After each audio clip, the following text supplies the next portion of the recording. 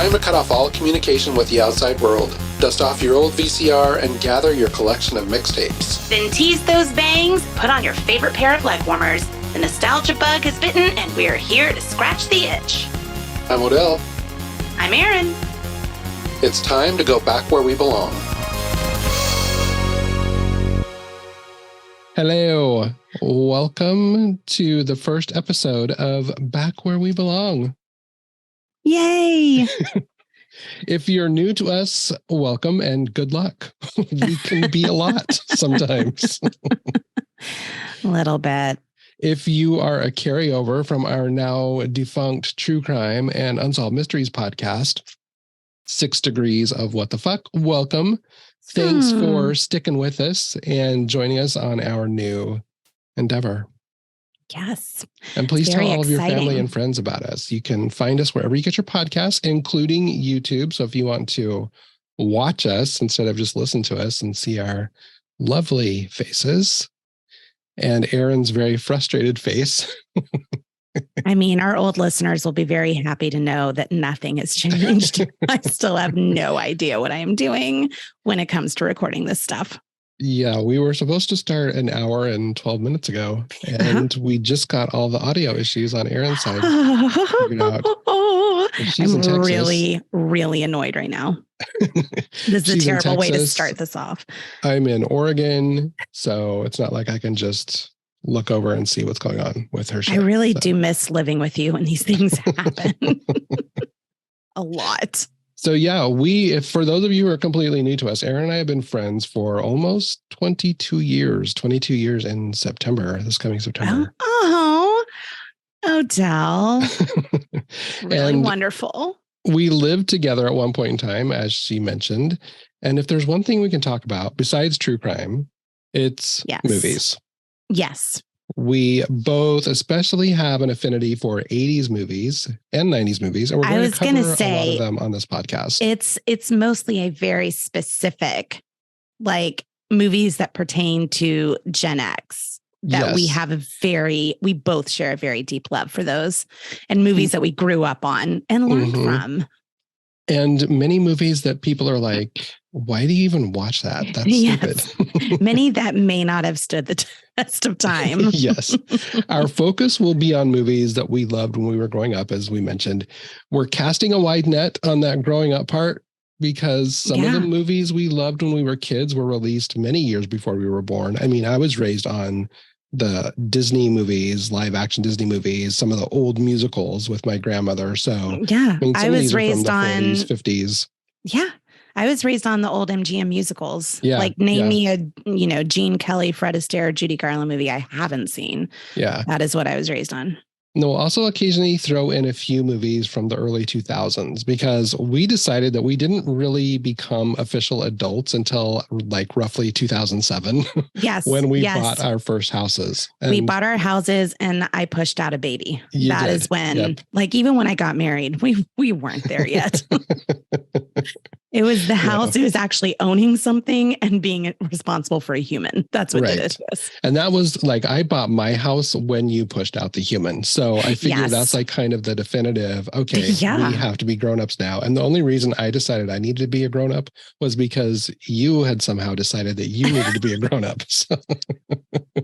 Well, and now I feel like now that the girls are teenagers, I feel like I'm regressing. Like by the time they leave, it will be like it's the early 2000s. Totally. I'm very excited about that time, by the way. Not them leaving, but Right. Okay. So kind of the format of this show is each week we are going to pick a movie or in some instances 2 to 3 TV episodes, and we will talk about them on the podcast. Twice a month, rather than pick the movie or TV show ourselves, we're going to leave the choice to our wheel of nostalgia, is what I'm calling it now. It's kind of a stupid name. I don't know. Maybe we'll think of something else to name it. I think that's great. Maybe we'll just name it Bessie. Oh, I love that. We'll let Bessie change. Spin old Bessie. Oh, down, spin it. I like that one. But that's when we will let the wheel of nostalgia choose our next movie. And then we'll choose 3, and then we'll have to select one of the 3 that we're going to watch. So yeah, that's how we'll kind of lay things out. But before we jump into the movie, we're going to set the stage of what was going on in the world. We're going to have a little nostalgia moment. So today we're watching a movie that was one of my favorites when I was growing up. When I rewatched it, I was like, why did I like this movie again? I mean, I still liked it, but it was way different watching it this time around than it was the last time I saw it like 30 years ago. But before we jump into chatting about the movie, we're going to look at what was going on in 1980, specifically when the movie was released. So around March 21st, 1980, which kind of surprises me because the movie is set at a summer camp. So I would have thought that maybe they would have released it in like June or July rather than March, which was weird. Yeah, I agree because I know from, well, I don't know. At that point in movie history, I know that Jaws was the first summer blockbuster. Right. Summers were not a typical time to go see movies before that. That's true. And this was definitely not like, it would have been very difficult to compete with the summer blockbusters. So that may have been why they released it a little early, I would guess. And at least it was before. I mean, it was like around spring break time and things like that. And I know as a parent, that March, April, May, that's when we're picking the camps. True. To send the children off. So it may have been like, sorry. I don't, March doesn't seem too weird to me. I mean, I guess that's because of where December. It was in time. December would have been. Yeah, that would have been odd. Weird. But we're getting into like the warmer weather and people are looking forward to the summer. Right. So fun facts about this time, according to onthisday.com. Snow fell in Florida on March 1st, 1980. Weird. So, I know. I'd venture to guess that doesn't happen often. Wow. Rebel Wilson, our future Pitch Perfect star, was born on March 2nd. Okay. On March 6th, 1980, Susan Lucci lost her first of many Daytime Emmy Awards. Oh, man, I would watch those every year. And we were just like, she was robbed. She would go on to be nominated 19 times, and she didn't win her first until 1999. I mean, the Cheers. I remember watching that and people went nuts. And that was the only time she won. I feel like they were like, let's just give her the fucking award. just give her something. Yes. She was iconic at that point. Yeah. We had Laura Prepon, the 70s show, and Orange is the New Black. She was born on March 7th, 1980. On March 8th at the People's Choice Awards, Jane Fonda and Burt Reynolds won Favorite Actor Awards for The China Syndrome and Starting Over, respectively. Oh, okay. Carol Burnett and Alan Alda won Favorite Entertainer Awards. And one of our little darlings herself, Kristy McNichol, won Favorite Young Motion Picture Actress.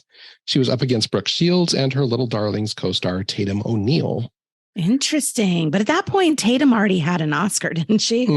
Yeah, she won an Oscar when she was 10. Yeah, kind of nuts. Billy Joel's 7th studio album titled Glass Houses released on March 12th. His 7th? Yeah.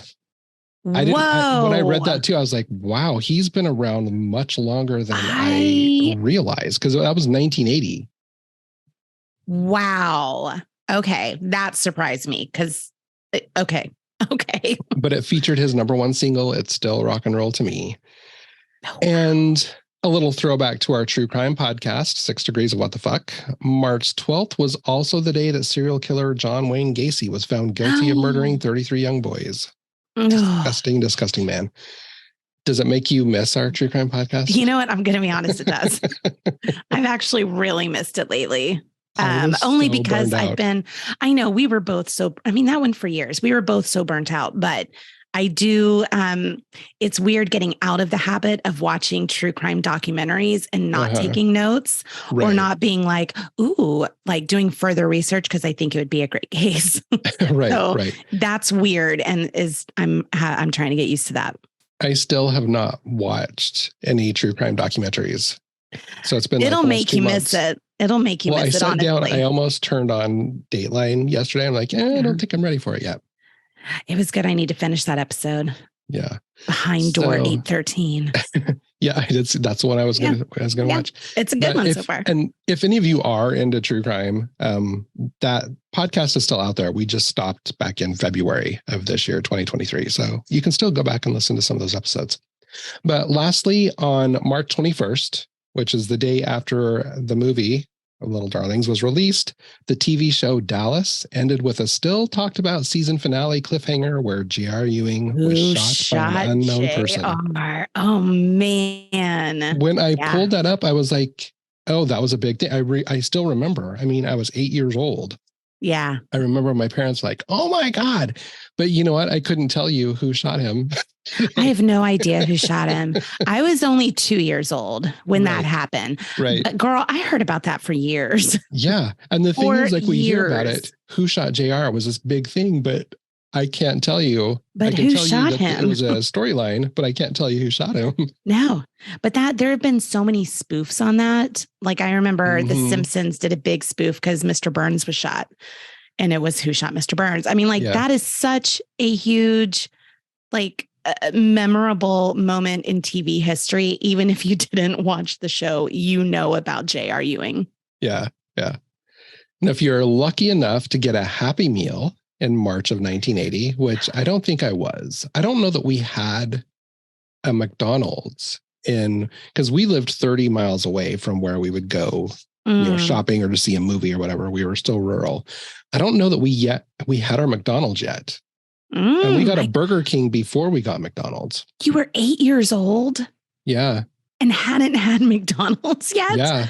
I don't think well, and even when we were poor. So McDonald's would have been it was a big treat. Like when we got to go to town is what we called it and we got to eat while we were there.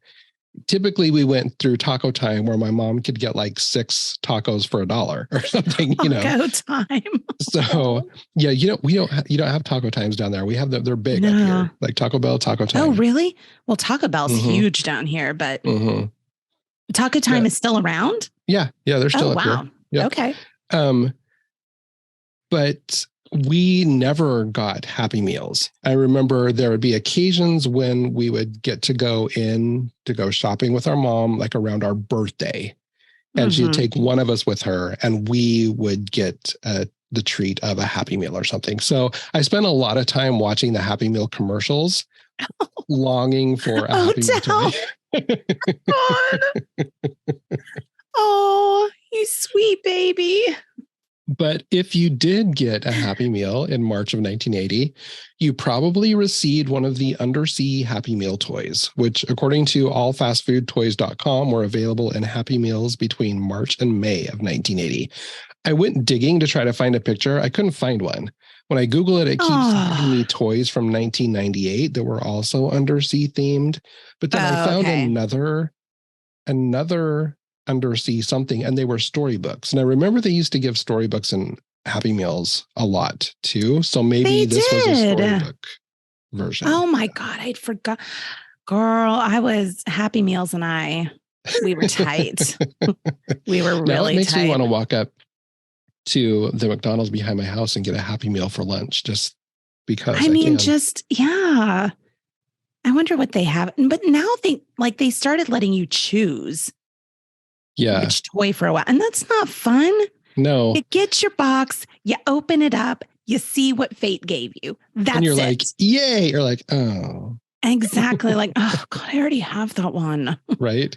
Well, it's kind of like when you'd get the box of cereal and there'd be a toy in the cereal. Yes. And you'd get so excited too. Best. Yeah. And we would get those. We did get those. We'd occasionally get Lucky Charms or, something like that. Or we'd get to dig in. And my favorite was the Fruity Pebbles or Cocoa Pebbles. Nice. But if you're, I already did that part. If you're lucky enough to get a Happy Meal, in case you didn't listen, let me repeat what I just said. But I also want to do a throwback toy of the week. Okay. So I did some digging. What was big in 1980 was the Rubik's Cube. Really? Did you have a Rubik's Cube?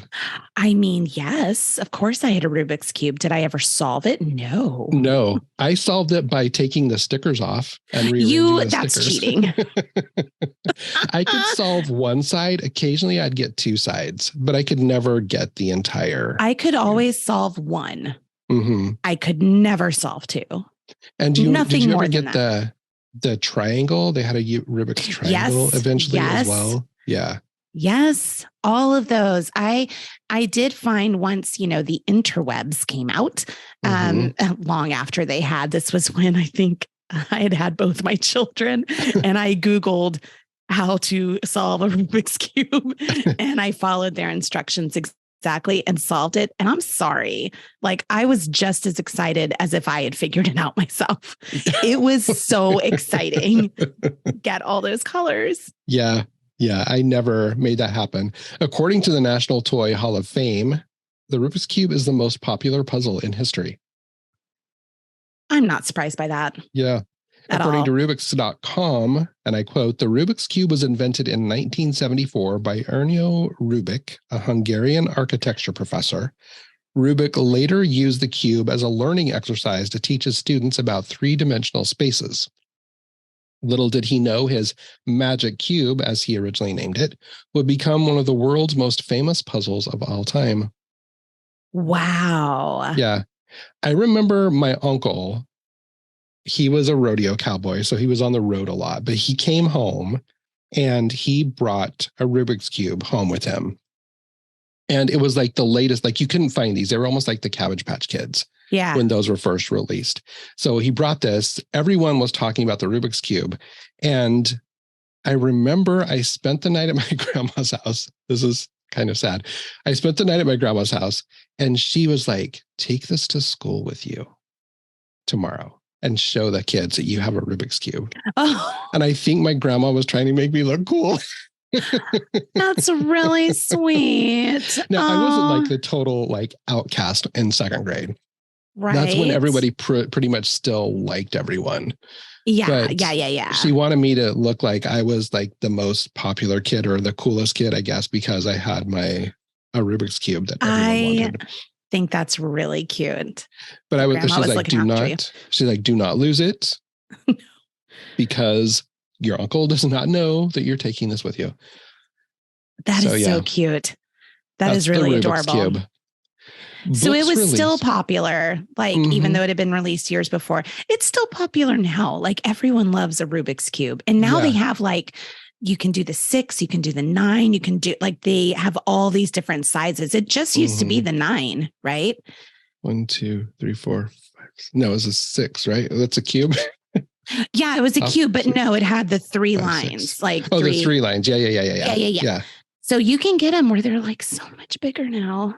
Yeah. Like where there's 12, there's the Rubik's house. They have it's ridiculous. It's ridiculous. I have a student. Do you remember the snake? A Rubik's snake? It was like this long, it was like a snake, but it had different things that you could twist. You could turn it into different shapes. So it wasn't like so much a puzzle that you were trying to solve, so much as you could create different shapes. You could yes, I do remember that. I do remember that. Oh, God. You know what I've just decided? I'm going to, every week when we do this, I'm going to order from Amazon or wherever I can find it. I want to just get a collection of these toys that I used to play with. That would be awesome. If I had more space, if I had my own home, that would be kind of fun, even for like to make a podcast studio. But then in the studio, the decorations, add collections of whatever we were talking about. I think someone's about to move. Now, another thing that I loved when I was growing up, just as much as I did movies, were books. Yes. So did a little digging to see what books were released in 1980. This included Judy Blume's Super Fudge. Oh, which was the 3rd book in the Tales of a Fourth Grade Nothing series. For some reason, I thought that like Tales of a Fourth Grade Nothing released later because my teacher read us Tales of a Fourth Grade Nothing, I think when I was in 4th grade, 3rd or 4th grade. Yep. So I did not discover that one until 3rd or 4th. Yeah. So since Super Fudge came out in 1980, that means, and it was the 3rd because we had Tales of a Fourth Grade Nothing, otherwise known as Sheila the Great, and then Super Fudge. See, I read Super Fudge first out of all of those. I did not realize it was because you can read each one separately. It's not a continuous story, but the characters appear. But I read Super Fudge first and then Tales of a Fourth Grade Nothing. I didn't read otherwise known as Sheila the Great until like 5th grade. I don't know that I ever read that one. Oh, it's a good one. Yeah. Oh, I need to bust that out. I still have all of those books. I loved Judy Blume. We also had The Indian in the Cupboard by Lynn Reed Banks. Oh, yeah. I never read that one. The Flying Saucer Mystery, which was the 58th Nancy Drew book by Carolyn Keene. My mom grew up on Nancy Drew. That's what she read all the time. Yeah, I used to read the Nancy Drew. I would occasionally, we had the whole collection in our library at school, and I would occasionally check one of those out. Yeah, Mom had kept all of hers, and I tried reading a few of them. The Twits by Roald Dahl. Yes. Was released in 1980 also. I don't think I ever read that one. Oh, I read every single Roald Dahl book. Yeah. I didn't realize like the Judy Blume stuff I thought came out when I was. Yeah. For some reason, I figured they were out in the mid 80s. Yeah. No, they were much. So the fact that Super Fudge came out in 1980, that means Tales of a Fourth Grade Nothing came out in the at least mid to 70s. Yeah. I'm shocked. Mm-hmm. It's, you know what that just proves? Those books are timeless. Timeless. Exactly. That is what that proves. Well, as I started going through the books that were released that year, it made me think of some of the books that I read or my teachers read to us. It reminded me of this book that we read when I'm pretty sure I was in 2nd grade. So it would have been 1980. Mm-hmm. I clearly remember my teacher, Mrs. Barnes, reading this book to us. But all I could remember was it was about a little girl. She lived alone or with a caretaker, and she had this little tiny white dog that could talk. And then this evil cat came to the door and was like trying to kill the dog or something. But I remembered that book, but I found it on Amazon. What is it? Thanks to the Google machine, I just typed in book from the 70s or 80s with a little girl and a talking dog. What was it? You got flying in the house. I did. I found it on Amazon and I bought it. Oh my gosh. No flying. Does that say like 50th anniversary? The 50th anniversary. It was released in 1970 something. Oh my gosh. But it's by Betty Brock, but I found it for $7. So I bought it. Yeah, Have you read it again? No, it literally came yesterday from Amazon. Oh. So my big one in 2nd grade, I feel like that's a grade where you really start, like the teachers start reading big books. Yeah. My big one was James and the Giant Peach. Yep. That was right. And then we did a show of it. And nice. My best friend and I both wanted to be the centipede. So she made it a 2-headed centipede.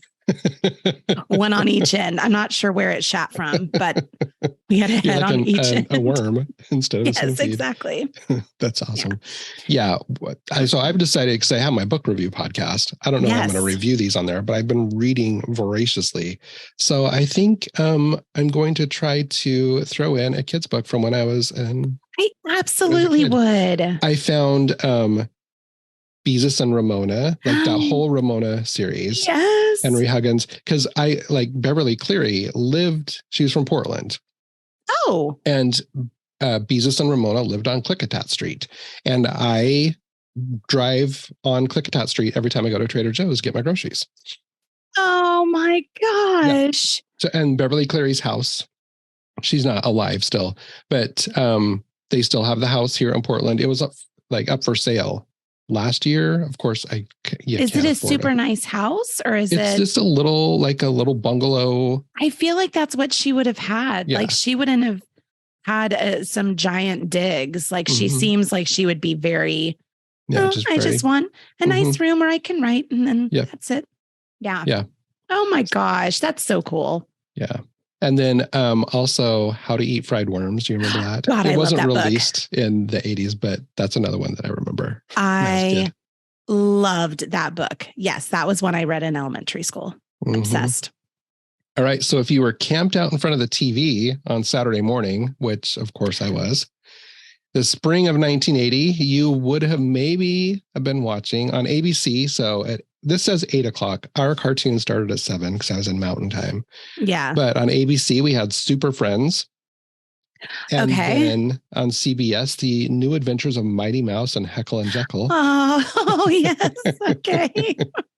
And then on NBC was the Super Globetrotters, and I do remember that. The Super Globetrotters. Like, was it a cartoon? It was a cartoon of the Globetrotters. Of the Globetrotters. Yep. Oh my God, yep. I love that. And then at 8:30 on ABC, Mission Magic. I don't know what that is. On CBS, we had the Bugs Bunny Roadrunner show. And then on NBC, Casper and the Angels, which was more likely what I was watching. At 9 o'clock. The Angels? I don't remember Casper that. And the Angels. They were like mystery solvers. Just like when Scooby-Doo was big. And so everyone, they try to do these. Everyone was capitalizing on that. Yeah. 9, we had Plastic Man on ABC. Popeye on CBS and the Jackson 5 cartoon on NBC. Oh, yes. Then at 9:30 on ABC, this is what I don't get, because Casper and the Angels, and maybe Casper and the Angels wasn't about Casper the Ghost, because that was on NBC at 8:30, but then Casper was on ABC at 9:30. Oh, then it definitely wasn't about Casper the Ghost. And I didn't, actually, let me click. There's a link. Let's see what Casper and the Angels is about. An American animated television series based on the Harvey Comics cartoon character Casper the Friendly Ghost. Oh, so it was just I'm surprised that 2 different studios were allowed to use that. Casper the Friendly Ghost is a guardian ghost to 2 female space police officers named Minnie, who is a rather ditzy redhead, and Maxie, who is a much more intelligent African-American woman with a very short temper. Minnie and Maxie. These. They patrol the Jetson-style space city on their flying motorcycles in the year 2179. You know what? We have lost all creativity these days. That's amazing. It is amazing. Minnie and Maxie, who are guarded by a ghost, and they're like patrolling the skies. Come on. 2179. Yep. I want to see the pitch for these. That is incredible. But you gotta, we're basically still in the 70s, the spring of 1980. Right. So everything was like drugged up fever trip. Yes, this is very true. People you look at the innocence of childhood in the 70s, with these types of cartoons and the Happy Meals and all of this stuff coming out. People forget that was like the height of the serial killer. Yep. That was considered the second golden era of film, because you had things like, The Godfather and Cabaret and all of these. And Deer Hunter and Taxi or Taxi Driver, whatever. All of those like super dark films were coming out. And then the serial killers. And then you also throw in disco, and you throw in like Happy Meals and Judy Blume. What the hell was going on in the 70s? It kind of makes you miss it a little bit, though. It really does. What a wonderful time to be alive. Right. Some of the other cartoons. So again, Casper at 9:30 on ABC, The Monkees on CBS. So it was just a animated version of the band. And then Josie and the Pussycats on NBC. Okay. Then at 10, Little Audrey's Cartoon Show. Don't know what that is. On CBS, we had Fat Albert and the Cosby Kids. Oh, yeah. I watched that religiously. And then Spider-Man on NBC. Okay. At 10:30, The Amazing Chan and the Chan Clan. I don't remember that one. On CBS, we had Dastardly and Muttley. Okay. And then on NBC, Fred and Barney Meet the Shmoo. And that was Fred and Barney of the Flintstones. I don't remember. I think Shmoo was like this little white thing that looked like a talking spot of jizz.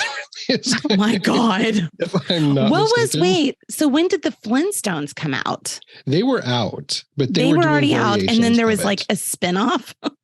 Yep. Fred and Barney Meet the Shmoo. Can we talk about the fact that cartoons had spinoffs?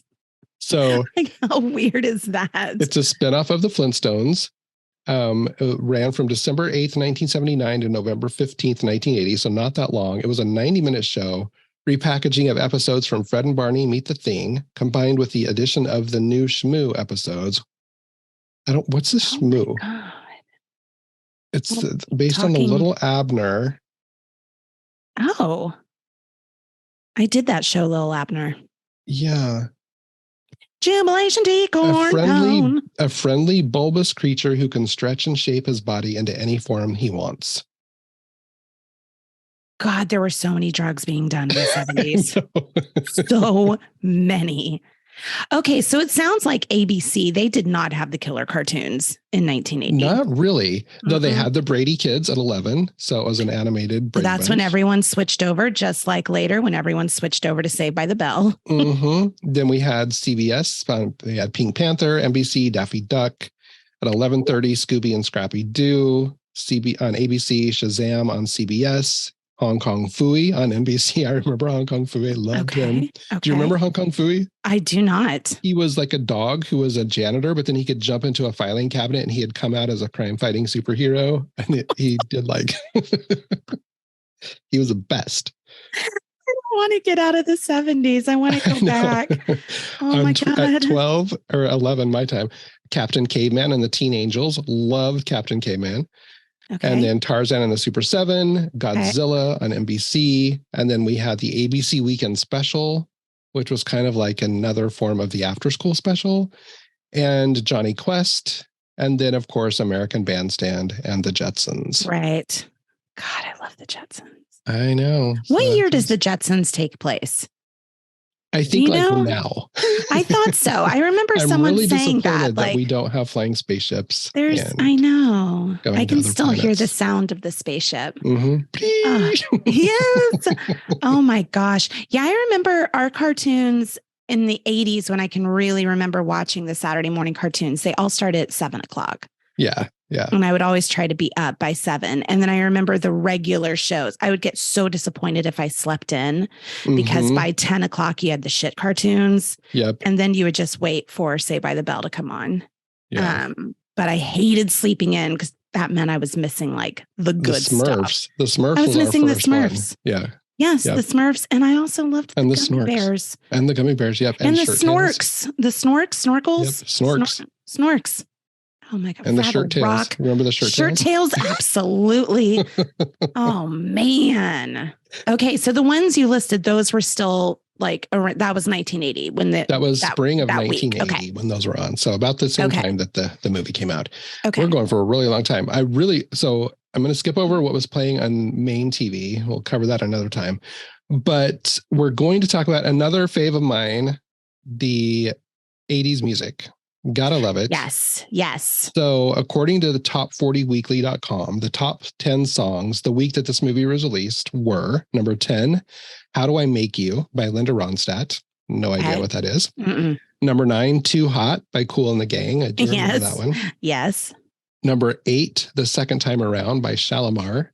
Yes. Number 7, Rupert Holmes' Hymn. Don't know what hymn is.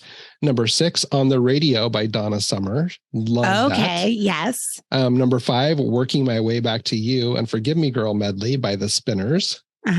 Number 4, Desire by Andy Gibb.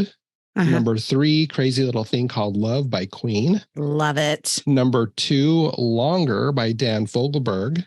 Okay. And number 1, Another Brick in the Wall by Pink Floyd. I do remember that one. So if you grew up in the 70s, 80s, maybe even the 90s, you're very familiar with the America's Top 40, most notably with Casey Kasem. You're probably very familiar with the concept of a mixtape or eventually a CD mix. Yes, so we're going to carry on that tradition. The mixtape. Not at all. So we're going to carry on that tradition with this podcast. And each year we'll create a brand new mix for that season of shows. But each week, we're each going to pick a song from that week's top 40. So I only gave you the top 10, but there are 30 other songs on that list. Aaron and I both will be choosing one song to add to the playlist. And then whoever picked that week's movie gets to add a third song. With the caveat that provided we're going to try to find a song that was played in the movie to add to the list. And if we can't, if we have a movie that for whatever reason just had a bunch of classical music or whatever, then we can choose another song from the top 40. I know what song I want you to choose from this movie. All right. Well, we'll talk about it. I already have. Okay. We have two playlists, one that's 70s, 80s focused, one that's 90s, 2000s focused. These are both available on iTunes and Spotify right now. I've added, I'm still waiting for Erin to send me her 10 80s and 10 90s songs. Yes. I'll do that today. Please do. They're available on our website at backwherewebelong.com. Just click on the playlist link, and there's a playlist or a button for Spotify, a button for iTunes, so you can get to the playlist. They're pretty fabulous. So my song that I chose from the top 40 is Heartbreaker by Pat Benatar. That is such a good one. It is. It was sitting at number 24 this week. Okay. What is your choice? I went with the number one, with Another Brick in the Wall. That, for whatever reason, Odell, I can't explain it. I was obsessed with that song growing up. I just thought it was the coolest song in the world. I thought for sure you were going to choose Call Me by Blondie, which is why I didn't choose it. Yeah. That was my second choice. Because I love that song. But we'll do more in 1980. Totally. So I will definitely choose that later at some point. The song that I chose from the movie is Shake It by Ian Matthews. It plays during the opening credits of the movie. You thought I was going to choose Let Your Love Flow or Let Your Love... I thought you were going to do One Way or Another. That's what I was hoping for. That is on in the movie. I forgot about that when they're driving the bus. When they're in the bus, yeah. Yep. Okay, well, speaking about the movie, we are going to take a quick break, and then we'll come back and chat about it. It's love at first sight when 15-year-olds Ferris Whitney and Angel Bright meet on the way to summer camp. It doesn't take long for a rivalry to form, and before you know it, the girls are competing to lose their virginity before the end of summer. Ferris sets her sight on Gary Callahan, the dreamy older man who acts as the activities director at the camp, while Angel sets her sights on Randy Adams, a boy who attends the camp across the lake. While the rest of the girls at camp pick sides on who will be the first to be deflowered, Angel and Ferris set off to score, forever changing in the process. So, as I mentioned, Little Darlings was released on March 21st, 1980. Other movies that opened this week included Little Miss Marker, starring Tony Curtis, Bob Newhart, and Lee Grant. Never saw it, did you? What is it called? Little Miss Marker. No. The original Mad Max was released this weekend. As well as this wasn't the Tina Turner one, right? No, that was Beyond Thunderdome. Beyond Thunderdome. Yeah. Okay. And then Hide in Plain Sight, directed by and starring James Caan, also came out that week. I've heard about that movie, but I never saw it. But that was like at height of hot James Caan. James Caan, yeah, he was sexy. His son, Scott Caan, is kind of sexy too. It's his twin. Right. And even James Caan, as an older man, was quite good looking. Yeah, yeah. He aged well. So Little Darlings was rated R with a runtime of 1 hour and 35 minutes. It has a 67% Rotten Tomatoes score with a 76% audience score. Little Darlings stars Tatum O'Neil as spoiled rich girl Ferris. Kristy McNichol is Streetwise Angel. Matt Dillon is the hunky Randy Adams. Armand Asante is Gary Callahan, the activities director. And then a very young... Who that was. Yeah. Continue. Okay. A very young future Miranda Hobbs, Cynthia Nixon, plays Sunshine. And I call her out specifically because she went on to do some pretty major stuff. It's funny that she's the most successful. Well, her and Matt Dillon are the most successful out of this. Yes. As far as long-term success. And oh my God, Tatum O'Neil had a guest appearance on Sex and the City. She did. Yep. I had that here. I totally forgot about that. My facts. Yeah. So Tatum O'Neil, some facts about her. She is the youngest person to ever win an Oscar for her portrayal of Addie Loggins in Paper Moon. She was just 10 years old when that happened. She starred in Paper Moon with her father, Ryan O'Neil. She was also in The Bad News Bears. Did you ever see that? Oh, I never saw it, but I knew that loved it. It's on our list. Oh, good. She played Goldilocks in an episode of Fairy Tale Theater. And I know you loved Fairy Tale Theater. Girl, you know I love Fairy Tale Theater. Oh my God. Okay. And then later in life, she made appearances on Sex and the City, 8 Simple Rules, that is, and starred in the series Wicked, Wicked Game, which I never saw. I even know. Not even heard of that. I know, but evidently it ran for a few seasons. It was like on a cable channel or something. Okay. So facts about Kristy McNichol. First of all, I had in my mind, Kristy McNichol was my best friend when I was a kid. I wanted to be Kristy McNichol. I loved her. I loved her. She played the role of Buddy in the TV series Family, and she won 2 Emmy Awards and was nominated for a Golden Globe for this role. And that's when I first saw her. She made several appearances on other TV shows in the 70s and 80s. Besides Little Darling, she also appeared in The Pirate Movie, one of my favorite 80s musicals ever. It is coming up soon. I can promise you we will be watching that soon. God. She was also in Neil Simon's Only When I Laugh with Marsha Mason. I love Marsha Mason. A movie titled Just the Way You Are, Dream Lover, and You Can't Hurry Love. She was also in one titled Two Moon Junction. She appeared on several TV movies and series. One of her last roles was that of Barbara Gordon on NBC's Empty Nest, which was a spinoff of The Golden Girls. She left. Do you remember that? I do. She left that show in 1992 after being diagnosed as bipolar. She said she had to take a break. She needed to go away from show business so that she could focus on taking care of herself and her mental health. So kudos to her for that. This movie was directed by Ron Maxwell, who, from what I could tell, didn't direct anything else that was notable. And I can understand why after seeing the editing of this film. Okay. The movie was written by Kimmy Peck. This was her only writing credit on IMDb. And Daleen Young, who wrote a lot of TV movies, but no other feature films. The movie was filmed just outside of Atlanta at Hard Labor Creek State Park in Rutledge, Georgia. And from what I understand, some of the signage and such used in the movies is still at that camp. Oh, wow. So I watched an episode of Siskel and Ebert when this movie came out. I forgot they used to have a show. Mm-hmm. So I think Ebert, who was who?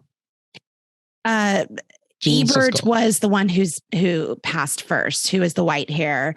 Siskel was the taller one. Okay, so it was Ebert. Yeah. He wrote, the movie begins with inexperienced teenagers who have an uninformed, frivolous attitude towards sex, which I feel like most teenagers do. That you just described everyone. Go on. It moves rather awkwardly through would-be comic scenes in which O'Neil and McNichol attempt to seduce their target males and win the bet. But the scenes in which when they actually confront the realities of sex are handled so thoughtfully and tastefully that they almost seem to belong to another movie. Totally agree. Okay. Yeah. Little Darlings really wants to be 2 movies at once, a fairly serious film about teenagers and sex, but also a box office winner like National Lampoon's Animal House or Meatballs. Okay. Great I point. can see that. He also said, who is this movie made for?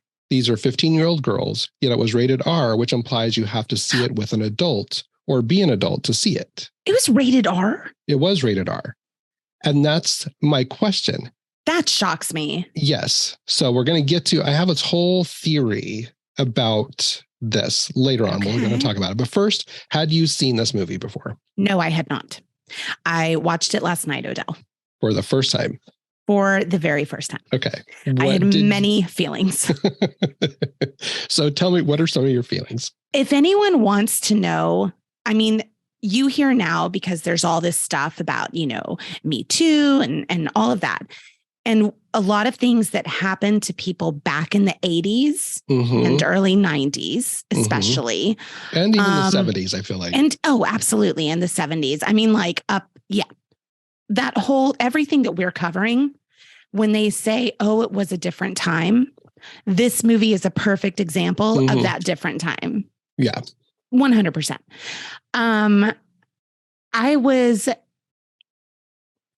These girls look like babies. I was so shocked at the sexualization of them. I don't think you could ever make this film today. Ever. Not this exact film with these exact shots. Definitely not. You may be able to if they were 17, 18 years old. Yeah. You might be able to these were 14, 15-year-old girls. Right. You definitely, I just remember that one shot when they're saying the Pledge of Allegiance and it's just, it goes. The chests. Yes, it's just panning across their chests. And their boobs are so tiny, like a normal 14-year-old. And I was just like, I feel so weird watching this right now. The one that I watched, which is the same version you watched, is the theatrical release. I grew up on this movie but I got the TV version. Right. So they edited it. I remember and you I can saying tell that. you the TV version had different scenes. And So when I was weird. watching this, I was like, they cut something out. Like it doesn't, the continuity of the story it wasn't there. It was very choppy in the theatrical release. Usually when you watch the TV version, you're like, you have to fill in the blanks because they cut out so much. But it was the exact opposite. The TV version made more sense to me. Interesting. I wonder if you watch the TV version now. Well, I went and I found some of the scenes that were deleted, and I'm like, why did they take that out? Because it helps bridge so many of the gaps that are in the movie in the theatrical version. So that when I was young, when I watched it and they panned across the chest, that scene is right after they've stolen the condom machine from. Okay, that makes And so I thought you're supposed to see like the condoms packed in there. Yeah, well, I thought that they had blown up because we see the little girl, Penny, stuffing her bra with tissue paper. Yes. Lumpiest, most awkward fake breasts I've ever seen. Yes. I thought that they had blown up the condoms and put them in their bras. That was my thought, because we see them blowing them up right before that. Yeah, but then when you rewatch it, they're obviously not stuffed. Well, it's like the next day. Yeah.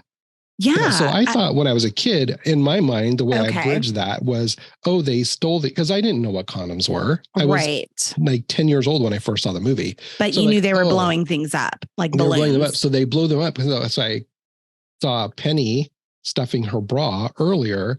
I was like, it was lumpy. It didn't look right. So they stole these balloons from the bathroom to stuff their bras. Yes. That's why they showed the boobs. Yes. Yes. So watching this as a 10, 11-year-old is much different. I also thought when I was a kid that I didn't know what sex was at that time. Right. So I thought that they were just racing to see who could get their first kiss. Oh, you sweet baby. Yeah, no, but I feel that way about a lot of 70s movies. Like this just kind of continues that where the children are seeing one and the adults are seeing something totally different, which I feel like in today's time, that's a lot of the Pixar Disney cartoons. We get a completely different point of view as an adult. But as an adult going back watching movies like Little Darlings, I'm sitting there like, oh my God, this is not the movie that, even though I didn't see it back then, there are a bunch back then where I'm just like you, I'm filling with my immature brain the gaps. So do you agree with the R rating? No, I don't either. And that's so weird. And my question is, do you think if they had flipped it and we were focused on the boys losing their virginity? So Matt Dillon, the guys at Camp Tomahawk were losing their virginity, and the girls were the supporting characters. If it had been focused on the guys losing their virginity, do you think it still would have been an R rating? I feel like it would have been more of an R rating if it was focused on the guys, because I feel like they would be, it would have been a lot dirtier. They would have been more crude. Yeah. So I do think that. I think this one, though, is in many ways like what Ebert was saying. It being two different movies and one being serious, like really focusing on that, on the girls, giving it away at such a young age, that it would be important for 14 and 15-year-olds to see that. Well, some of the scenes in the movie are really poignant. Like when Kristy McNichol has sex, spoiler alert, she's the only one, like she and Tatum O'Neil have the bet. And Tatum sets her sights, of course, on this older man who, thank God, nothing happened. Otherwise, it would have been. I was nervous. I was concerned enough that he was like, well, if you were 21, I think I'd fall madly in love with you. Right. I was disturbed enough by that. Creepy. Yep. But when Kristy McNichol does, and she has that realization of this is a big thing, like what I just did. And she tells him, I'm not a woman. Because I remember back in the day, like when you had sex, that's what made you a woman or a man. Yes. So, but she's crying and she's like, she realized like this was a big deal. Like I gave away a part of me to you. Yeah. And I love what she said. I didn't think it would be so personal. I felt like you could see through me. Like what a great way to describe it. That is why I'm really shocked by the rated R, because this is a movie that those girls should actually see. And it might not be the most comfortable thing to see it with your parent who has to walk in with you. Yeah, it's really interesting. What was their justification? Just because of the sexual nature? Yeah, and because it was, they assumed it was because it was girls. Like, we were still in that age of where girls are supposed to be prim and proper. So this was an out there thing, and they didn't want to give girls the idea that it was okay to go out and have sex. But then it's like, who are you making the movie for? Because when you're panning across young girls' chests. Yeah. And adults don't need to be seeing this. No. That gives me the heebie-jeebies. I don't like that at all. Another scene that I really liked was when Ferris and Angel are on the swings at the playground, and they both admit that Ferris admits that she didn't do it, and Kristy says she did. And Angel. Angel. You're talking about her like she is your friend. My friend. But that realization that like, oh, you lied for me so I could win, basically. Yeah. But also she did it because it was a bigger deal to her than just simply losing her virginity. Yeah. There was so much more attached to it. What's funny though, like I said, with the rewatch, I felt like there was a lot missing. And so I was browsing through stuff on IMDb because I had never seen the theatrical release until I sat down to watch this. When is the last time you watched this?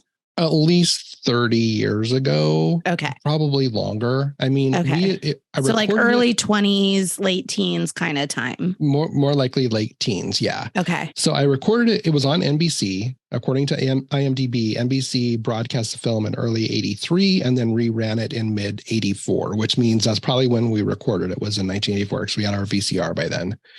They used an alternate version where they added in originally cut footage to replace some of the more risque material. They also dubbed over some of the dialogue. So in one case, when Cinder asks Sunshine to play something sexy on her flute when Ferris goes to have her swim lesson, they changed it to read or to say, play something sultry, because they didn't want girls saying sexy on TV. And then also with the ginseng, when she's like, it'll make you sexy or whatever it was. Yeah. Yep. In place of whoever loses her virginity first wins, they changed it to whoever gets a guy first wins. Okay. So that makes sense why you were like, oh, right. Yes. Yep. Okay. They were just trying to get a boyfriend. There was also a fairly large scene that has Angel saving Ferris from drowning. So when Angel goes to meet Randy at the boathouse the first time, she takes her canoe, and they end up not doing it because she's all like in her head. When she leaves, there's a rainstorm, and because Ferris just got the news from her dad when it was Parents' Day that her mom probably wasn't coming home. They were separating, and she was depressed. So she took a canoe out to think, and a rainstorm came in, and Kristy sees her fall out of her canoe. Angel sees her Odell. Out of the canoe. We're besties. I can tell. She sees her fall out of the canoe, and she actually jumps in and she grabs her and takes her back to the canoe. And she's like, why did you save me? And she's basically saying like, it was the right thing to do. She tells her, if I knew it was you, I would have just left your ass there, being the tough person she is. But then there's a discussion during that scene where she asks something about, Kristy tells her, well, your mom will come back. Like, my mom leaves all the time and she comes back. Of course, she comes back with random guys that I don't know, but she always comes back. So it gives you a little more about. I like that. Why would they cut that out? I know, because it says a lot right there about this is where their friendship first starts to come together, because they had hated each other up to this point, but also gives you a little more insight into Angel's life at home. Yeah. And like, she's telling her, you'll be okay. You're going to be okay when you get through this. Yeah. There was there is a scene where, so they hijack the bus, which when I was a kid, this is one of my favorite scenes. They steal the bus. Yes. They go to get the condoms. They send Penny through the window and she kicks the Penny may have been my favorite. She was. I loved her. But that's where Angel meets Randy, a very sexy. Don't let the name fool you. No, I love that. That was really funny. They use that as a tagline. Oh, really? For little darlings, don't let the name fool you. Mm-hmm. That's cute. But when they come back, the bus breaks down. And so you see all of them walking down the road carrying the condom machine. And then they also cut a scene which totally bridged another gap in the movie, because in the theatrical version, they sit down, they talk to the girls and are like, Mr. Callahan's going to lose his job because there's this rumor that he had sex with Ferris and it didn't happen. We can't let that happen. And then all of a sudden they're going home and Mr. Callahan is all fine. Like, right. He's still there. So in the TV version, after they fight with Cinder and Sunshine punches her in the face. That was awesome. I love that. They go to talk to Miss Nichols, the camp counselor or the head of the camp, and tell him this wasn't real. This didn't really happen. Mm-hmm. And all of the girls go in there one by one to tell them about the bet. And that's what saves Mr. Callahan from getting fired and having rape charges pressed against him. Yeah. So we get to see that. There was none of that in this. Yeah. No. So that also helped bridge that gap of, well, how did we get from he's going to lose his job to all of a sudden he's standing by the bus giving Ferris a hug? Like, why is he okay with her now? You can't touch her now, sir. No. So I feel like they should have left those scenes in there. I completely agree with you. Because I had no idea those scenes existed. As it stands, it's just a bunch of different scenes that don't really flow together. It's very choppy. Like, I can see why this guy didn't do another movie. They're like, what is this shit that you gave us? Who did I want to know who did the TV version, if they got just like the whole thing. I mean, if this director did, which I doubt, or maybe the editor did, I don't know, but who put that together? Because they should have gone on to have a lovely career. Right. Because that sounds a lot better. Yeah. Because when I watched it again, I was like, there are holes in this. So I had to go on to IMDb and I was doing I was Googling, were there deleted scenes from Little Darlings? And I actually managed to find the canoe scene where they have that discussion. Okay. So I'll send you a link to it so you can watch it if you want. Yeah. So what was your favorite scene in the movie? I know you weren't a big fan of the movie, but... I did. You know what I loved was the food fight, only because you could see actual pure joy on all those girls' faces. They obviously had the best time making that scene. Mm-hmm. That made me really happy. But then as story-wise, just a fun scene I thought was stealing the bus. Yeah, I loved that. And I loved the way Angel and Randy, their conversation, they really kind of matched wits with each other. So I like that. And then I loved Cinder getting fucking punched in the face, even though she was obviously being sexually abused at home. Right. That's my thought. But I loved seeing her getting punched. How you took this from a light little comedy into a after school special. I'm telling you, it would be such a different movie now. There would be so much discussion. Because how old was Cinder? It was implied that she was probably the same age. 14, 15 years old. Yeah. And then we see her making out with her, I guess, quote, fiance. Right. Well, and after this Brooke Shields documentary came out, we know how models that age were treated. Yep. That's what I'm saying. Obviously sexually abused. Right. Obviously. It screamed to me as soon as they got into the cabin and she started the bet. I was like, oh, honey, I just want to brush your hair and hold you. Right. And that purple eyeshadow. Oh my, and that red lipstick, the glossy red lipstick. Oh, some of her hairdos too. Good. When they were down watching with the binoculars, watching the swim scene.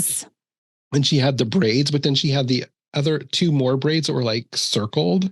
Yes. She had the circle braids and the other braids, and then sometimes she had that big wave on her bangs. And yes, just, girl. oh my God. She was iconic rich girl 80s. Oh, totally. She really was. And then Tatum O'Neil was iconic Haley Mills Parent Trap rich girl. Oh, yeah, totally. Which I think is another reason why I loved this movie, because it was set at summer camp, which is something that I never went to. And I remember seeing, maybe not. Back when I was a kid, like before we had VCRs, the only way you could see a movie was if they played it on TV, right? Or if you went to the movie theater to see it, right. Or we at school, once every semester, we got a movie day, and we never knew when the movie day was coming. It was always a surprise. And they would break us up, like the kindergarten through through fourth grade would see it in the morning, and then the 5th through 8th grade would see it in the afternoon. But we would all go over to the high school, to the auditorium, and we would watch it was usually a live action Disney movie. Love it. They would show. And so I think I was in 2nd or 3rd grade, they showed us The Parent Trap, and I was like, oh my God, I know that I have a twin. You have a twin out there. Of course. I have to go to summer camp and meet them. Of course. So I was obsessed with that movie. And so when Little Darlings came along, and I loved Kristy McNichol, I wanted to see that movie. So I had this whole summer camp fantasy thing. Yes. From a kid. So I think that's another reason why I love this movie so much. Odell, let me tell you something. All right. Here's what happened to me. I did go to a camp once. Mm-hmm. It was not summer camp these movies at all. Second of all, what Parent Trap did to me, it really, really messed me up, because I watched that movie constantly when I was a kid. But I swore, like you, I was like, I know I have a twin. I know I do. So I thought it was my best friend, Amy, who was a year older than me. But I thought they obviously lied about something. I called the hospital where I was born and asked for my birth records. And How old were you? Maybe 8 or 9. I mean, obviously they were like, girl, you can go F yourself. Like, come on now. This is ridiculous. But I literally called Park Plaza Hospital in Houston, Texas. And I said, can I get the birth records for Aaron Simpson? Because I think that I might have a twin and I'm not sure. So I just wanted to check. Those movies really messed me up. But I had that same vision of summer camp. Like, what a magical place. Yeah. But it was down here in Houston where I went, and it was hot, and there were bugs, and there was no there was freedom, but it was the woods. And even back then I had the hair prick up like, oh, I'm not going in there. I'm going to die, And it was with people that oh God, it was gross. And I never went back. So you didn't find your long lost bestie or No, anything? I didn't find anybody. And in fact, I was just like, I don't want to know you people. But there was one night where we got to look through a telescope and I saw the rings of Saturn. And that one experience was worth the whole thing. Nice. Yeah. Rewatching this movie, it's funny how when you're so obsessed with something when you're younger and you watched it all the time, those certain lines were still in my head, like the timing and everything would still pop up. So when they're pushing Penny through the window of the bus so that she can open the bus for them. Right. And that girl, I forget the character's name, but she's pushing her up. She's like, Agubra. That sound immediately popped into my head. And then when the parents come for Parents' Day and Chubby, which why did they call her Chubby? She was like, hey, Chubby, when she first comes to you wouldn't get away with that today. No. But that girl and the character of Chubby were sitting there and their parents were like, do you like each other? And we love each other. Oh my God. I can still hear that in my head, and it popped into my head when I was watching it. It's just crazy how that happens. My nickname was Moose when I was little because my dad said I looked like a moose when I came out. That was my That's sweet. Isn't that? Thanks, Dad. Jeez. Yeah. Crap. So some facts about the movie. Kristy McNichol took up smoking as part of the preparation for the role, but couldn't quit the habit. She was a regular smoker for nearly 10 years after finishing the movie. On that same note, Tatum O'Neil was the one who taught her how to smoke because she had taken up the habit when she shot Paper Moon at 10. Oh my God. Didn't Tatum O'Neil go through like some major drug issues? And a stuff? lot of the child stars from back then, drugs and alcohol. You know what? Sexual abuse. I'm telling you. Kristy McNichol and Tatum O'Neil were both child stars that shot to superstardom in the 70s and 80s. They won awards for playing tough girls and tomboys. Tatum O'Neil was the tomboy in Bad News Bears. In Tatum's case, so yeah, here we go. They were sidelined by personal problems and went into self-destructive tailspins for much of the 80s and 90s. So in Tatum's case, she was a drug user that was perpetuated and generated by her father's unrelenting abusive treatment of her over the years. I did not know that she was abused by Ryan O'Neil. No idea. I did not know that either. Kristy, as I mentioned earlier, had bipolar disorder, which was undiagnosed at the time. It spun out of control during her young adulthood. To some degree, both stars had a comeback. So Kristy starred on Empty Nest, as I mentioned, for 8 seasons. And then Tatum wrote a bestseller called Paper Life, which is about her horrific Hollywood upbringing. I kind of want to read that now. I really want to read that. Tatum O'Neil beat out Kristy McNichol and Jodie Foster for the role of Amanda in the Bad News Bears.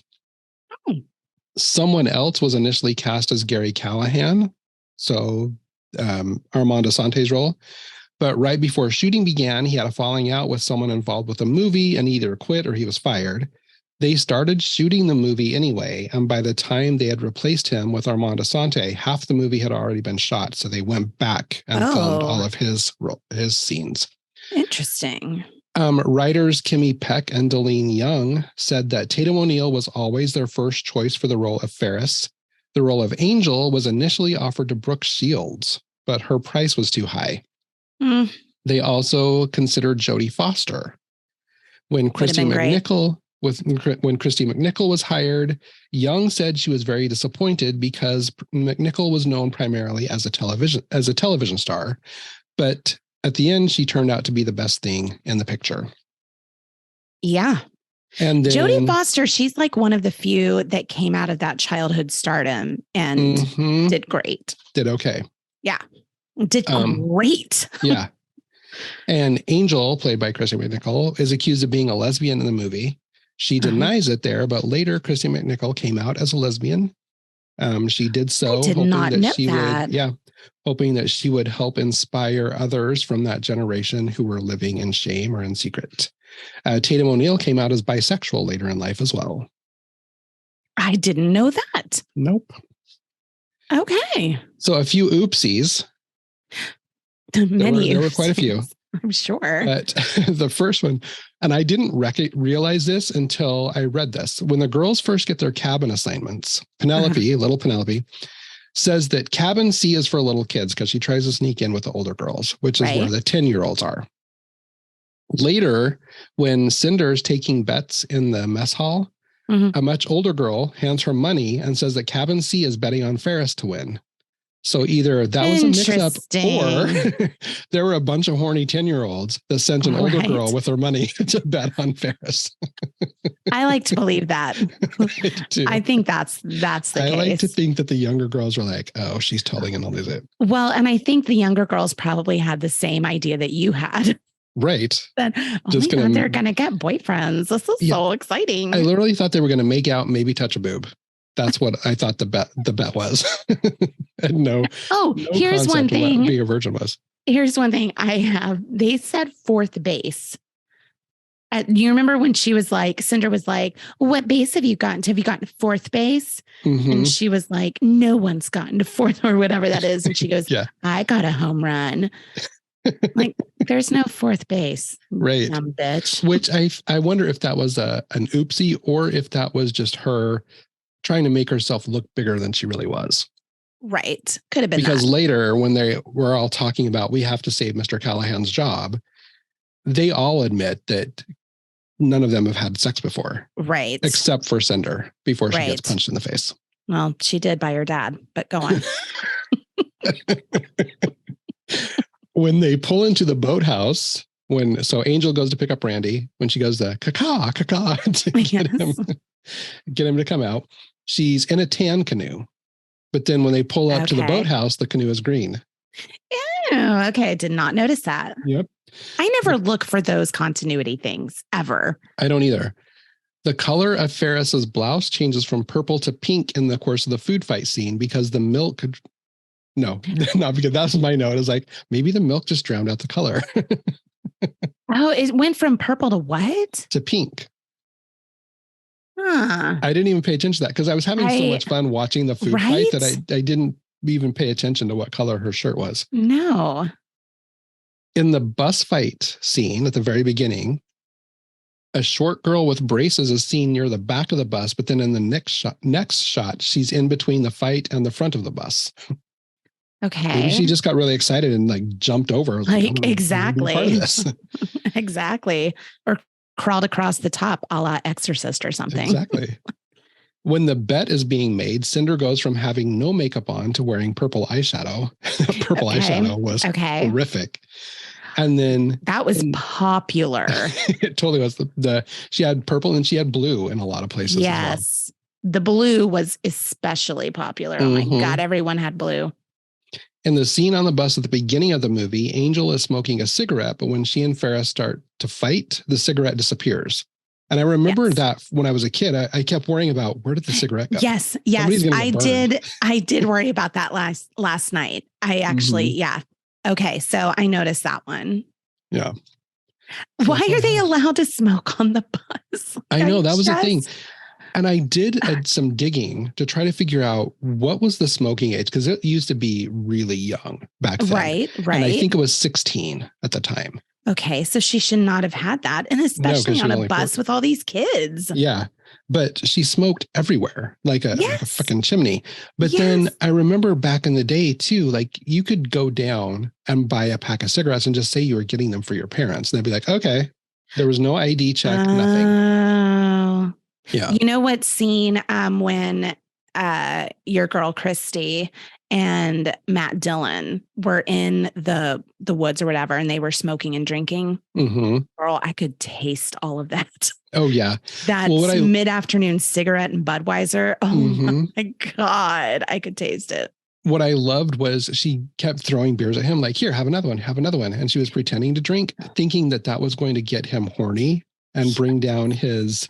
I'm like, girl, all you did was give him whiskey dick. Oh, exactly. That is exactly what I was thinking. I was like, he can't get it up now. Yeah. That scene, I don't remember that scene being in the TV version that I watched, which... Also, at the very beginning and the reason why I chose the song that I did from the movie was because it's the opening song. Right. And when she kicks the dude in the nuts right on beat of that song. Yes. But when they showed that on TV, they did this quick pan in so you couldn't see her foot connect. So it showed her kicking. It just showed a kick. But you didn't see her foot connect with the nuts. Gotcha. Okay. So I saw the connection for the first time the other night when I watched it as well. All right. Any other thoughts on this movie before we take another break and come back for the fun round? I mean, just y'all, if ever there were signs of trauma, it's all over this movie. I'm sorry. Right. Watching it in today's time is very different from when. Right. I mean, I know, even though I didn't watch it back then because I was 2, but I know that even if I'd watched it later 80s, I would have accepted all of it as just perfectly normal. Watching it last night, I was like, I'm going to have all you guys over and just a heart to heart afternoon special because there's some shit going on. Yeah, I feel like it had it could have been a really good movie if they could have been a great coming of age movie. Yeah. But they just threw a bunch of scenes together. There was no real good continuity. And I agree that they were trying to make it kind of like Animal House-like. But then also really, I mean, there's nothing poignant in Animal House that I can think of. No. But then they were definitely putting in an ABC after school special at the same time. Yeah, they just weren't really sure what movie they were trying to make. Yes. I agree with that completely. All right, let's take a break. Okay, now it's time to have some fun with the movie. So first, I want to play a round of one has to go. Which one of these characters could be cut? So Cinder, the... Well, I want her to be cut because she's at the therapist, but go on. She's kind of necessary to the story, though. Penny or Chubby? Chubby. Yeah. I mean, she didn't do a lot. She was just kind of there. Anything. I feel like she was kind of the sad Eeyore because she didn't say anything. Yeah. No, she did nothing to the plot except like shame fat people. Right. And that's a whole other movie. Right. It was the other people calling her like, it was like they just had her there to say, oh, we're going to have somebody that we call Chubby in the film. It was normalizing like the very casual bullying. That's all it was. Mm-hmm. So that could go. She could go. So which of these actors should be replaced? Tatum O'Neil, Kristy McNichol, Matt Dillon, or Armand Assante? I feel that Armand Assante could have been anybody. Yeah. He wasn't like man. A big, it wasn't some life-changing. You cannot replace Matt Dillon, Kristy McNichol. Those two for sure. I could have gone with someone else for Tatum O'Neil. Yeah. I can't think of who, I can't think of who. I feel like Brooke Shields could have played that character. Yes, absolutely. But then I also think she looks too similar to Kristy McNichol. Mm-hmm. Just both being brunette, and both of them are really, really pretty. Not that Tatum O'Neil's not pretty. She is very, but being the blonde, and I don't think Brooke Shields could look good with that. But if I had to pick out of those four, I would say Armand Assante, just because he's really could be anybody. Right. Who is your favorite supporting character? Penny. Yeah. I liked Penny. I liked how she was just in random scenes. She was just sitting there. Yes. She would look like she had this furrowed brow. Like she was really intensely listening to everything that was going on. But I also liked, was her name Dana? Or maybe that's her name in real life.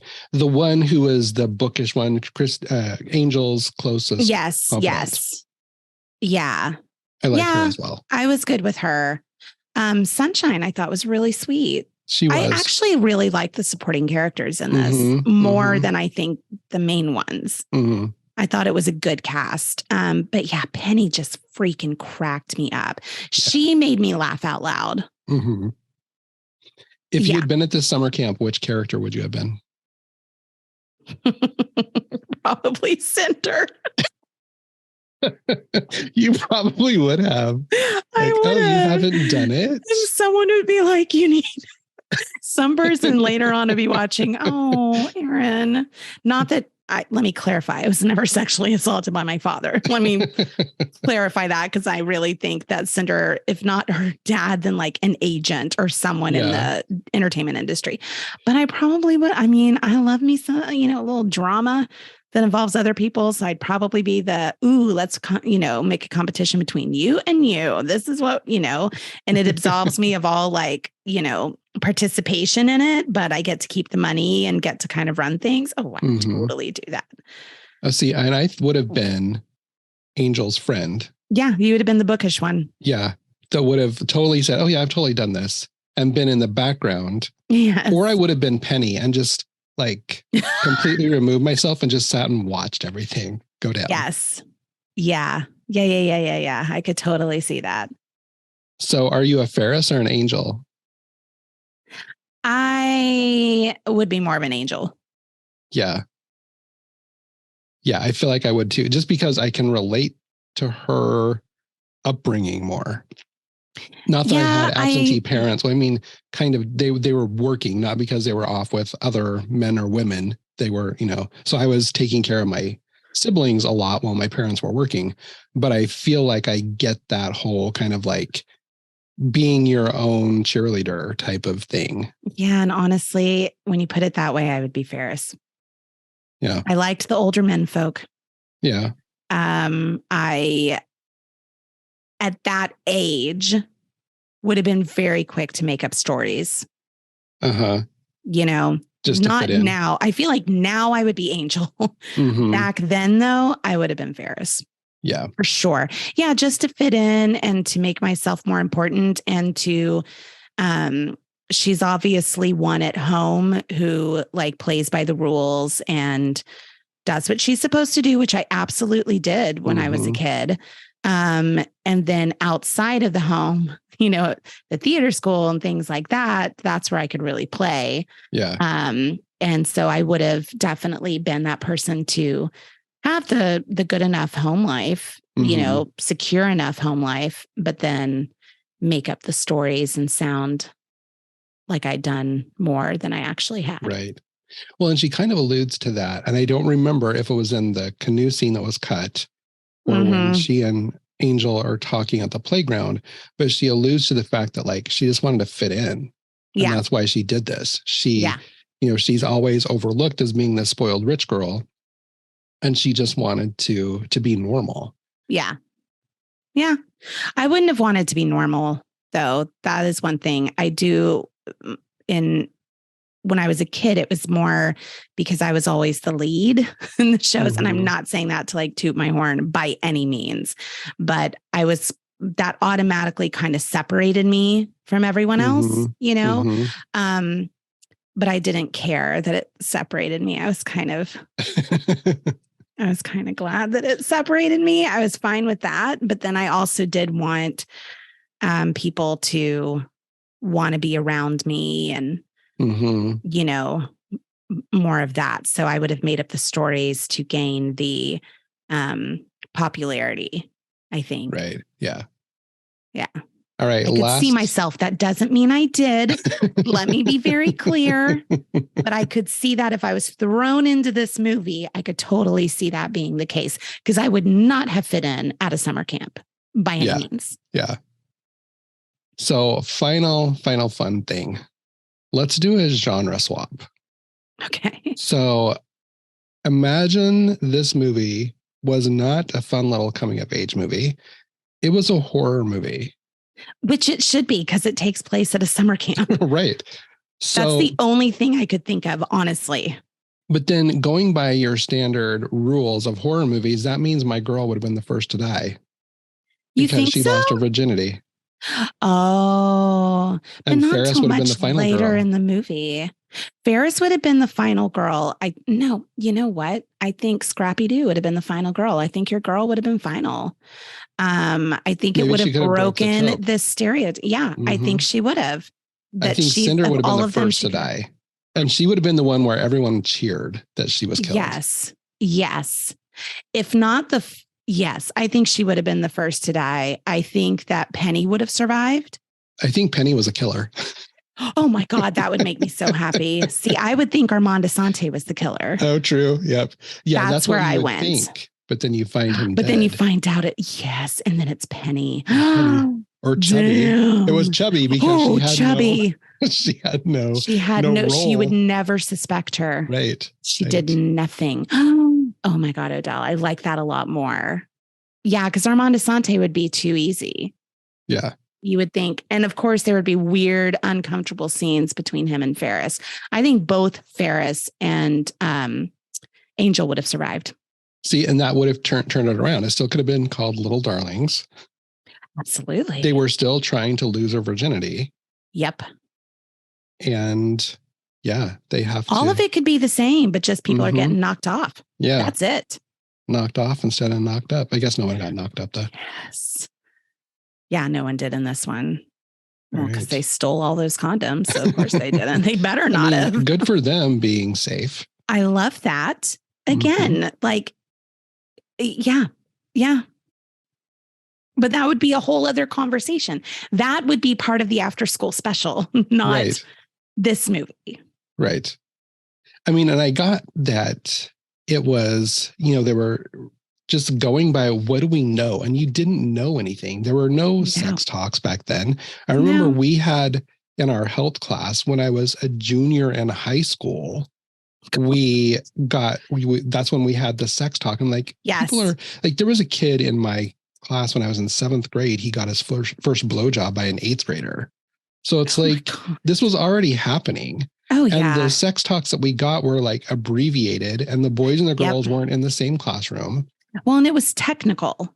Right. It wasn't like, it didn't bring any emotion into it because we got it in health in high school. Mm-hmm. No emotion is brought into it. No, know, if you think you're in love, then, these are the feelings you might get. And you might think that it's time. Like there was none of that. It was all just the seed and the flower.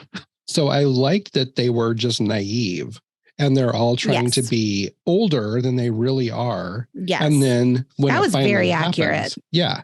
And so I got that part. I just wish that like I said, I wish the story had been a little more tight. Yes. I agree with that. All right. Any other thoughts on the movie? No, I'd like to see, I think I would like the TV version a lot more. And I hope that they aired that after school one day at, 3 or 4 p.m. Air that one that you don't have to have your parents. So you kind of get a little lesson on friendship and loyalty and doing the right thing and the importance of sex and who you're going to be doing it with and safety, all of that. There are so many things that are wonderful in this movie that need to be talked about. We don't need the Animal House aspect at all. And I got like the food fight was fun. It was fine. It was perfect. It was just like, it was so uneven. Yes. There wasn't a lot of character building. And then the final edit that we watched this time around, you don't understand how Angel and Ferris go from hating each other to all of a sudden being close friends one simple scene. And like I said, that canoe scene where she saves her from drowning, there's a lot of character building in there. I can't believe that wasn't in there. That seems like the worst thing to cut if you want their relationship to make sense. Right. And then you see them deciding that we need to help Mr. Callahan. And so they band the girls together and they all go and talk to the main head counselor, whatever her name is, together. Yeah. And it's kind of Ferris and Angel drive that. So it makes sense at the very last shot when she says, "This is my friend Ferris. She's my best friend," how they develop that friendship. Well, and I assume that, the single dad and the single mom are going to get together later. And, right. And then little darlings. And they'll be sisters. Like that's the assumption that I made at the end. Right. Funny. All right. So our last thing that we need to do is spin the wheel of nostalgia. Okay. So Erin's going to bring the wheel up. I'm so excited. You're going to share your screen because we're doing this on YouTube. Yes. Okay. So hold on. Let me share screen and share the wheel. Yes. Share. Allow Zoom to open system preferences. See, it doesn't allow me. Okay, so we won't have it on the YouTube this time. We'll change your system preferences. We will figure it out. I know. Next time. I think that it's something because this used to be a work laptop. So I think it's something like that. I can teach you how to do that. We'll do that. Okay, thank you. Okay, so you're going to have to trust me, in other words. Great. Okay, so you pasted the movies into They're all there for 1983 to 1985.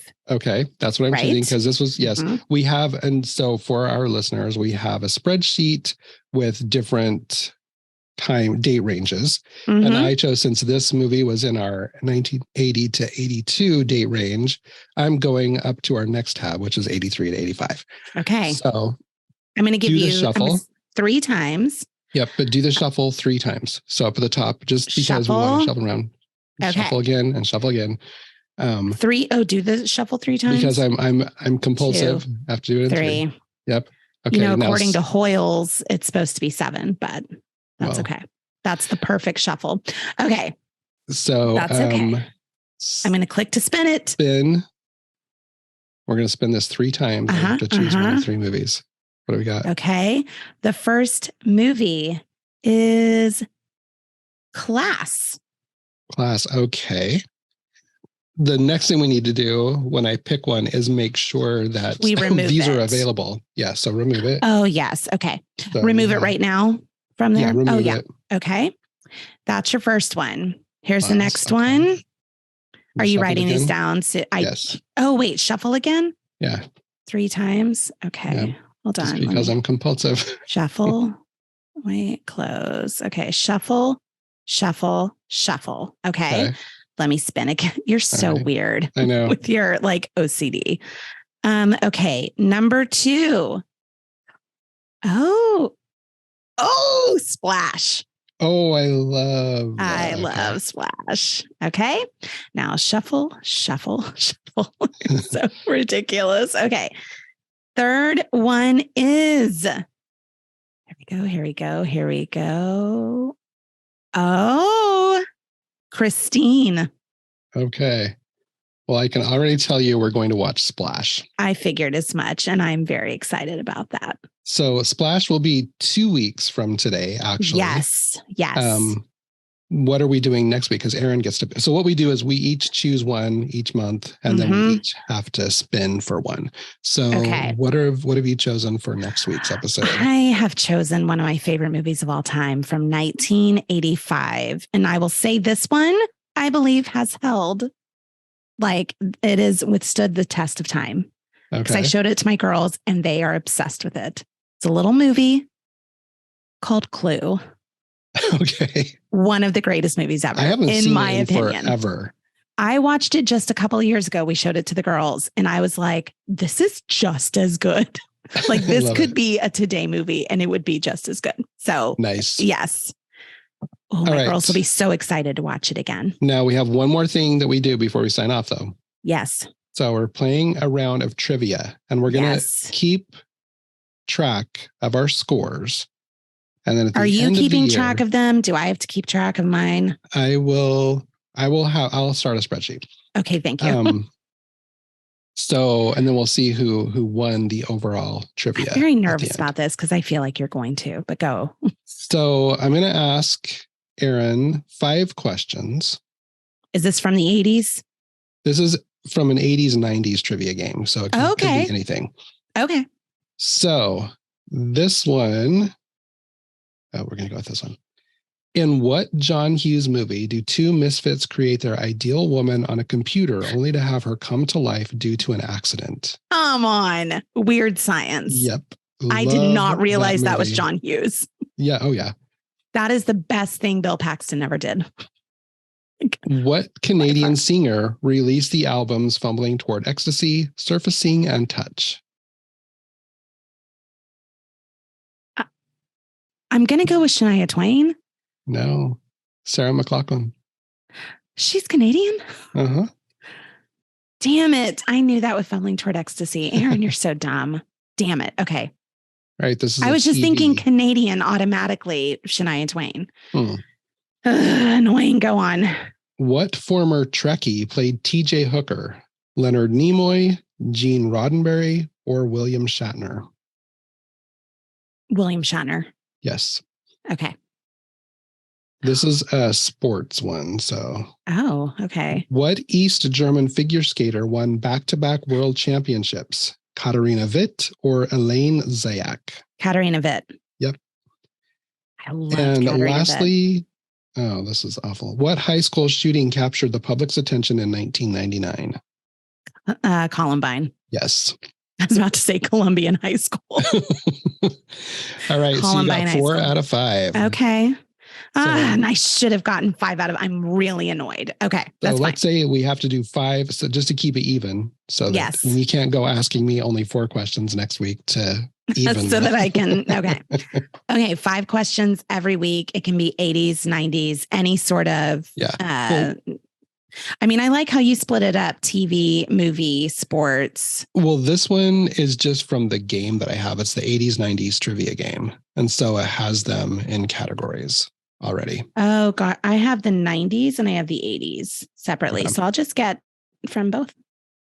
Yeah, as long as it's 5 questions. Yeah. All right. Well, thanks for joining us today for our very first episode. I know it ran really long. We're still trying to get our format together. So it's the first one. Give us some grace. Yeah. But don't forget to rate. Don't forget to rate and follow us on whatever podcast app you're listening on. Also, check out our website for show notes, links to sources, links to where you can find this movie if you'd like to watch it for the first time or as a rewatch. And of course, the links to our amazing playlists. Yes. And don't forget to tell your friends about us. Yes. And Erin, don't forget to send me your 1080s and 1090s songs today. I'm on it right now. I don't believe you. I don't either, but it'll be soon. All right, y'all. We will see you next week. Bye. Bye-bye.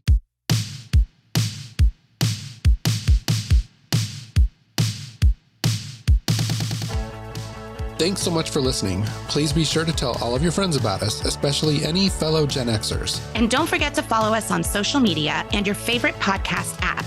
And be sure you're set to auto download so you never miss an episode. And while you're there, leave us a 5-star rating. Don't forget to visit backwherewebelong.com to gain access to our ultimate playlists, pick up some merch, and do a deeper dive into all of our episodes. Thanks again. We'll see you next week.